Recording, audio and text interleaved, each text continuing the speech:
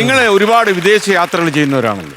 Booking ഇപ്പോഴും തുടരുകയല്ലേ? അതെ, എപ്പോഴും. വിദേശത്ത് എവിടേക്കാ ബോർഡ് വെച്ചിരിക്കുന്നത്? ഏതൊക്കെ ഭൂഖണ്ഡങ്ങളിൽ? ഇപ്പൊ വരെ ലണ്ടനിലും ലണ്ടൻ, പാരീസ്. പാരീസില്ല, 2 മാസം USA ആയിരുന്നു. നിങ്ങൾ ഈ സാധനങ്ങൾ ചെക്ക് ചെയ്തപ്പോഴേ എയർപോർട്ടിൽ എന്തോ ഒരത്തിരി നാണം കെട്ടുപോയി. അന്നാണ് ആദ്യമായിട്ട് നിങ്ങൾക്ക് നാണം ഉണ്ടെന്ന് മനസ്സിലായത്.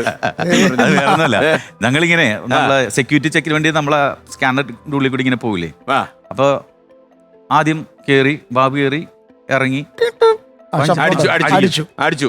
അപ്പൊ പിന്നെയും കേറി, ഞാൻ കേറി, അടിച്ചു, ടീ ടീ ഇറങ്ങി, ബെൽറ്റ് ഊരി മാറ്റി. അപ്പൊ ബെൽറ്റ് എല്ലാം അങ്ങനെ ഊരി മാറ്റി. അവസാനം പിന്നെയും കേറിയിട്ടും അടിക്കും. ഷൂ ഊരി മാറ്റിയിട്ട് ഷൂ അതിനകത്തേക്ക് വിട്ട്. ഷൂ മറ്റേ സ്കാനറിന്റെ മറ്റേ ബോക്സ് പോലത്തെ സ്കാനറിന്റെ ഉള്ളിൽ കൂടി ഇങ്ങനെ പൊക്കോണ്ടിരിക്കുന്ന സമയത്ത് അടിക്കണം. അവസാനം അവര് എല്ലാവരും മുമ്പിൽ വെച്ച് ഷൂ എടുത്ത് അതിന്റെ ഉള്ളിൽ നോക്കി കഴിഞ്ഞപ്പോഴേക്കും വൈഫിന്റെ ചെരുപ്പ്, ഷൂവിന്റെ അകത്തോ പൊക്കം കൂടാൻ വേണ്ടിട്ട് വൈഫിന്റെ ചെരുപ്പ് ഇങ്ങനെ മുറിച്ച് ഇവരാണ് ഐഡിയ എനിക്ക് പറഞ്ഞത്.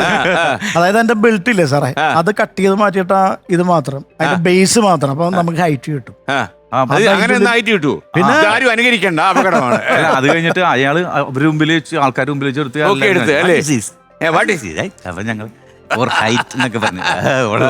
അത് കഴിഞ്ഞിട്ട് അന്ന് നമ്മുടെ ഇംഗ്ലീഷ് അത്യാവശ്യം അവരോട് പറഞ്ഞിരിക്കാൻ പറ്റുമല്ലോ. ഇംഗ്ലീഷൊക്കെ ഗതികെട്ട അവർക്ക് മനസ്സിലായില്ലേ, നമുക്ക് മനസ്സിലാവും അല്ലെങ്കിൽ പഠിപ്പിക്കല്ലേ നമ്മൾ. അല്ല, അപ്പൊ അങ്ങനെ ആ സാധനം അത് ഞാൻ ഉപേക്ഷിച്ചു. നീ ഉപേക്ഷിച്ച ചെറിയൊരു ശബ്ദമൊന്നും കേട്ടില്ലേ? അത് ഇത് ഭാര്യയ്ക്ക് അറിയാമോ? ഇങ്ങനെ നമ്മൾ കളയാൻ കൊടുക്കണ പെറുക്കാരി കൊടുക്കൂലേ, അല്ലേ? ഓക്കെ, കുഴപ്പമില്ല അല്ലേ. നിങ്ങള് ഔസേപ്പച്ചന് വേണ്ടി ഒരു വിദേശ ഷോയ്ക്ക് പോയിട്ട് എന്തോ കുലുമാലപ്പിച്ചു എന്ന് പറഞ്ഞു. കുലുമാലൊന്നുമല്ല, അത് വേറെ.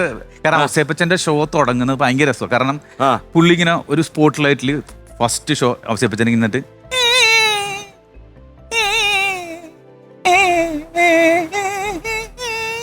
ഭയങ്കര ഫീൽ കേൾക്കാം. അപ്പൊ എല്ലാവരും അത് തുടങ്ങുമ്പോൾ അത് കേൾക്കാൻ വേണ്ടി പോയി നിൽക്കുക. അതപ്പോ ഞങ്ങളുടെ മനസ്സിലേക്ക് ഇങ്ങനെ ഈ സാധനം കയറി. അപ്പൊ പിന്നെ അത് കഴിഞ്ഞിട്ട് ഷോ ഗംഭീരമായിരുന്നു. അത് കഴിഞ്ഞ് നമ്മൾ ഗായത്രിയൊക്കെ ഉണ്ട്, സിംഗർ ഫ്രാങ്കോ, അങ്ങനെ കുറച്ച് ഞങ്ങൾ പിന്നെ കുറച്ച് ആക്ടേഴ്സ്, അങ്ങനെ എല്ലാവരും ഉണ്ട്. അപ്പൊ ഞങ്ങൾ അടുത്ത ഷോയ്ക്ക് പോകുന്ന വലിയ ബസ്സിലാണ്. ബസ്സിൽ ഇങ്ങനെ പോകുന്ന സമയത്ത് ഇങ്ങനെ ഓരോരുത്തർ ഇങ്ങനെ തമാശ അടിക്കുമല്ലോ, ചിരിപ്പിക്കാൻ വേണ്ടി.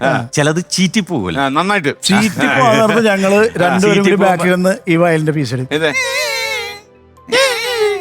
അപ്പൊ ചീറ്റിന്ന് മനസ്സിലാവും. അപ്പൊ എല്ലാവരും ചിരിക്കും.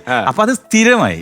നമ്മളിട്ടില്ലെങ്കിലും ആരെങ്കിലും അതങ്ങനെ കിടക്കും. ഇതിന്റെ ക്ലൈമാക്സ് എന്ന് പറഞ്ഞാല് ഔസേപ്പച്ചൻ സാധാരണ പോകുന്നത് വേറെ വണ്ടിക്കാണ്.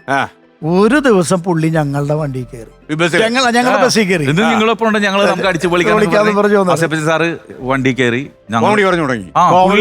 സാധനമൊക്കെ പറഞ്ഞ് ഒരു സാധനം അടിച്ച് ചീഞ്ഞുപോയി പുള്ളി. നമുക്ക് അടിക്കാതിരിക്കാൻ പറ്റില്ല, അടിക്കാനല്ല. അപ്പൊ ഞാൻ എന്ത് ചെയ്യുന്നാലോചിച്ചു, പുള്ളിയുടെ സാധനം പുള്ളിയുടെ അടുത്ത് അടിക്കാൻ പറ്റും. അപ്പൊ ഞാൻ ഗായത്രി നോക്കിയപ്പോ ഗായത്രി കീച്ചുകൊള്ളാൻ പറഞ്ഞു. അപ്പൊ ഞാൻ മൊത്തം ആൾക്കാര് ഭയങ്കര ചിരി. പുള്ളിക്ക് മനസ്സിലായില്ല, പുള്ളിനെ സപ്പോർട്ട് ചെയ്യണം. പുള്ളിയുടെ നീ ആ പാട്ട് പാടുന്ന അപ്പൊ പുള്ളി ഇതുവരെ പുള്ളിക്ക് അത് മനസ്സിലായിട്ടില്ല. ഇപ്പൊ ചിലപ്പോ ഇത് കാണുമ്പോൾ ഞങ്ങളത് എൻജോയ് ചെയ്തു. പുള്ളിക്ക് ഇതുവരെ മനസ്സിലായിട്ടില്ല. ഏതോ ഒരു താരത്തിന്റെ ശബ്ദം നിങ്ങൾ രണ്ടുപേരും ചേർന്ന് അവതരിപ്പിക്കുന്ന ഒരു താരമുണ്ടല്ലോ, അത് ആരുടെ ശബ്ദമാണ്? ചേർന്ന് അവതരിപ്പിച്ചല്ല, ഒരു സ്റ്റേജ് ചേർന്ന് പോയതാണ്. അതായത് ഒരു സ്റ്റേജിൽ ചെന്നപ്പോ നിങ്ങൾ രണ്ടുപേരും കൂടിയുള്ള ഒരു സംഭവം വേണം. സാധ്യതയും ബാബു ജോസും ഒന്ന് സഹകരിച്ച് നിങ്ങൾ രണ്ടുപേരും കൂടി ഉണ്ടായാലേ ഒരു കൊഴുപ്പ് വരുള്ളൂ എന്നൊക്കെ പറഞ്ഞു. അപ്പൊ ഞാൻ പറഞ്ഞാ നീ ചെയ്യും, ഞാൻ ശ്രീധരൻ സാറിനെ ചെയ്യുന്നത് ഒരു ഐറ്റം ഉണ്ട് ഞങ്ങൾക്ക്, അങ്ങനെ വേറെ ഐറ്റം ഉണ്ട്. അപ്പൊ ഈ സ്കിറ്റ് ഇമിറ്റേഷൻ ആ ഒരു സെക്ഷനിൽ ഇവന് വേറെ അധികം ഇല്ല.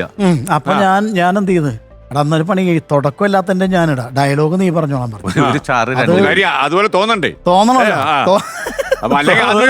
ഞാൻ ഇനി മോഹൻലാലിനെയാണ് ചെയ്യാൻ പോകുന്നത്. ഉദാഹരണമായിട്ട് ഞാനിപ്പോ നരേന്ദ്രപ്രസാദ് എന്ന് പറഞ്ഞ അനൗൺസ് ചെയ്യുമ്പോ ഞാൻ അത് മാത്രമേ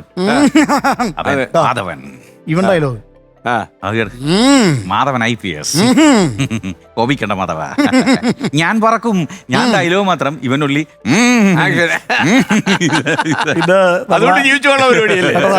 നമ്മുടെ അശോകൻ അമരത്തിൽ അശോകൻ. ഞാൻ ഇയാൾക്കൊരു വിചാരമുണ്ട്, ഇയാള് വലിയ രാജാവാണെന്ന്. വഞ്ചിയിൽ എനിക്കെന്ത് ഭ്രാന്തി കയറിയതാ. പിന്നെ